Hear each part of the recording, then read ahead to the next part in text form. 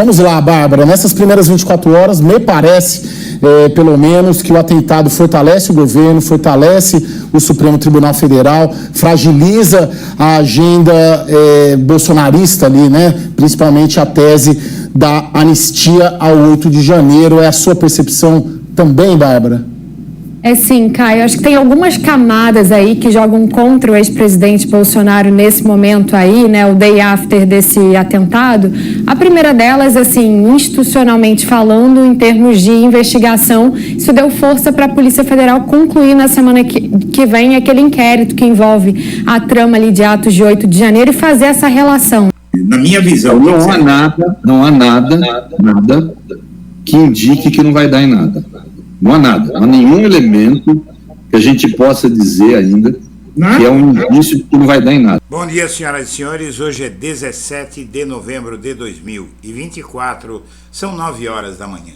Na reta final das investigações da tentativa de golpe, o Procurador-Geral da República pediu encontro no Palácio da Alvorada com as cúpulas do Executivo e do Judiciário para tratar do tema. Após o ataque de 13 de novembro, em nota, os ministros do STF repudiaram atentado e reforçaram necessidade de responsabilização do maior culpado e seus asseclas pelos atos contra a democracia. Em dezembro de 2022, Jorge Washington de Oliveira Souza pretendia explodir um caminhão de combustível perto do aeroporto de Brasília. O cidadão havia comprado 6 armas de fogo e diz que tinha explosivos guardados. Durante os primeiros dias de 2023, convocava-se gente para o que seria a Festa da Selma, em Brasília. Esse foi o contexto da reunião em tela. O surto terrorista está aí. Para combatê-lo, será preciso fechar o cerco. E nesse contexto, o retorno de Donald Trump representa um risco às democracias, inclusive a brasileira. Tanto mais porque outros atentados iguais ao STF estão sob suspeita. Ao incêndio em 21 de outubro deste ano e no STF, e um outro caso pior. No final do ano passado, o Supremo já havia recebido ameaças graves de que outro homem-bomba estava disposto a ir para as vias de fato. Conceição Krause, renomada perita médica legista, especializada em psicologia forense, desenhou o perfil psicológico do homem que abandonou o município catarinense de Rio do Sul para deixar um rastro de explosivos na capital da República. Ela conclui que de louco ele não tem nada, absolutamente nada, diz a especialista. De louco aquele homem não tinha nada. Ele incorporou o seu herói, Bolsonaro, e foi alimentando como pôde a fome insaciável para ser admirado, notado e respeitado. Mas tudo era pouco. Precisava de um gesto ousado, arriscado, que o alçasse à história. E assim ele fez. Antes de prosseguir, eu quero pedir a você que acompanha o blog da Cidadania, que se inscreva no canal, deixe seu like e compartilhe este vídeo. A nota dos ministros do STF foi extremamente dura. Pronunciaram-se Gilmar Mendes, Alexandre Moraes, Dias Toffoli, Carmen Lúcia, André Mendonça, Flávio Dino e o próprio PGR, que prestou solidariedade ao STF e diz que está claro que o desrespeito às instituições continua a ter sinistros desdobramentos, demonstrando a importância do esforço que vem sendo desenvolvido pela PGR e pelo STF na apuração de punição por atos violentos de propósito antidemocrático. Você tem esse caso de 2022 e durante os primeiros dias de 2023, logo após daquilo que aconteceu no final de 2022, no aeroporto de Brasília, um caminhão de combustível, cheio de combustível, você imagine com uma bomba acoplada nele, imagina o que teria sido. E convocava-se essas pessoas para o que seria a Festa da Selma. No 8 de janeiro, centenas de pessoas invadiram e depredaram o Supremo. No início do segundo semestre deste ano, pipocaram pelo país incêndios nas matas e a Polícia Federal abriu pelo menos 85 inquéritos para apurar as causas criminosas. Finalmente, na quarta-feira passada, o tal Francisco Vanderlei Luiz atirou uma bomba caseira diante do Supremo. Tudo isso está dentro do mesmo contexto. E conclui o colunista do jornal Globo: há um surto terrorista no país. À primeira vista é difuso e Francisco Vanderlei, por exemplo, seria um lobo solitário. As investigações virão. Infelizmente, muitas investigações nacionais são barulhentas ao serem anunciadas e silenciosas ao definhar. As mensagens trocadas em janeiro de 2023 mostram que centenas de pessoas discutiam a festa da Selma. Nem todas invadiram os palácios e o inquérito do Alexandre de Moraes revelou-se exemplar, encarcerando os culpados. Caso de rara eficácia é o do Moraes. A presença do surto terrorista difuso não traz consigo o perigo da culpabilização por associação. O fato é que a situação está se agravando muito e há um outro caso aqui que, na verdade, preocupa muito. O cientista político André Singer, que foi porta-voz do Lula no primeiro governo dele, e que é filiado ao PT, ele entende que o retorno de Donald Trump representa um risco às democracias, inclusive a brasileira. Por quê? Porque os Estados Unidos mandaram emissários para cá em 2022 para dizer aos militares bolsonaristas que os Estados Unidos não aceitariam um golpe do Bolsonaro, um golpe militar do Bolsonaro no Brasil. E isso impediu o golpe e o Bolsonaro teve que ir para casa. Agora basta pensar o que teria sido se o presidente de plantão nos Estados Unidos fosse o Donald Trump. É isso que André Singer explica, o ex-porta-voz de Lula.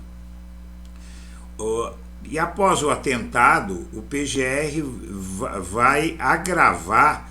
Essa matéria já mostra que após o atentado, inclusive uma deputada acionou a PGR, e que é o Valdemar intimado a depor sobre os discursos de ódio do partido dele, mas o PGR já diz que vai incluir na denúncia que vai fazer contra o Bolsonaro, contra o Valdemar, contra os generais, esse caso. E isso agrava muito mais a situação e pode aumentar, sim, a pena dos culpados. O terrorista do Jair recebeu do bolsonarismo as ideias e o exemplo. Ele deu a vida para tentar ressuscitar o ciclo de violência que Bolsonaro armou no Planalto em 2022. Esses foram os teores de uma reunião que você vai ver agora. O PT, nesse contexto, já relacionou em nota oficial os atentados à extrema-direita. E aqui você tem um outro caso que esteve em pauta em uma reunião que você vai ver agora, que é de um outro homem que ameaçou o STF de bomba. Desde 8 de janeiro de 2023, o tribunal recebe, em média, 3 mensagens de intimidação por dia. Desde que os apoiadores de Bolsonaro se insuflaram contra a derrota eleitoral dele e promoveram quebra-quebra de 8 de janeiro, o STF registra em média 3 ameaças por dia contra seus juízes. Na mais alta corte do país, nenhum ministro se sente à vontade para falar abertamente sobre as intimidações que recebem e nenhum é tão visado por aspirantes como Alexandre de Moraes, aspirantes a extremistas. A exemplo do episódio que chocou Brasília na quarta-feira 13, quando foram detonadas bombas próximo ao STF na verdade, o Supremo já havia recebido ameaças graves de outro homem-bomba que estava disposto a ir às vias de fato. Na ocasião, o plano do homem, que se identificava como cabo temporário da Vila Militar do Rio, era assassinar Moraes e, à época, confrontado com o escândalo das joias sauditas, fosse preso por ordem do magistrado. Estou aqui fazendo um pacto. Se prenderem Jair Messias Bolsonaro, eu me ofereço como bomba humana. Explodo e morro com aqueles filhos da... Você já sabe. Se quiserem me prender, estou nem aí, disse o autor das ameaças em um vídeo postado nas redes sociais. Podem me envolver com granada, mina terrestre, com o que quiser. Eu abraço aquele Alexandre de Moraes e levo ele para o inferno comigo. Então, todo esse contexto é o que produz o que você viu neste 13 de novembro, último, na quarta-feira da semana passada. Tudo isso foi discutido em uma reunião que aconteceu no dia das explosões, mas pouco antes das explosões começarem, para você ter uma ideia. A reta final do inquérito do golpe teve Bolsonaro pressionado, tem Bolsonaro pressionado e silêncio sobre reunião com Lula. Governo Lula, ou seja, o próprio Lula, o Supremo Tribunal Federal, nas figuras de Alexandre de Moraes e Gilmar Mendes, o Procurador-Geral da República, Paulo Gonet, e Andrei Rodrigues, o diretor-geral da PF, mantém silêncio após o encontro deles no Palácio do Alvorada. O atentado levou Moraes a citar o contexto de ódio contra as investigações. Na reta final de investigações que miram o Bolsonaro, um encontro capitaneado, ou seja, foi organizado pelo Lula na noite de quarta-feira, no Palácio do Alvorada, reuniu todas essas autoridades que ocupam postos-chave na definição desses casos. Lula, ministros do STF e os chefes da PGR, Paulo Gonet, da Polícia Federal, Andrei Rodrigues, não quiseram responder qual foi a razão do encontro com o teor da conversa, porque já se sabe, já existe essa informação circulando para quem tem acesso, para quem for buscar. Evidentemente que não dá para ficar citando fonte aqui. E a reunião começou pouco antes do atentado realizado pelo ex-candidato a vereador pelo PL, Francisco Vanderlei Luiz, na Praça dos Três Poderes, episódio que voltou a mobilizar a cúpula do judiciário do governo.